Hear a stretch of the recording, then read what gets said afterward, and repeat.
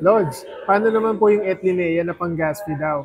Di na ba kailangan yun? Suwi na ba ang gagamitin na gas fee? Nakapaglagay na kasi ako ng Etlinea sa main file ko. Guys, ganito ha. Hindi ko sure pero ang nakikita ko dyan, since OKX ng partner nila, palaki ang chance or wag naman sana yung Linea network, baka hindi na natin magamit.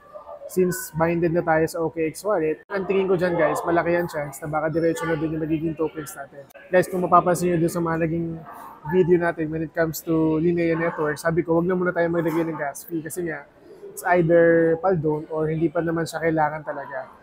So, ngayon, kung nakapaglagay na tayo ng gas fee, ito yung sinasabi ko na sayang at hindi na natin siya mailalabas kasi nga another gas fee na naman yung kailangan.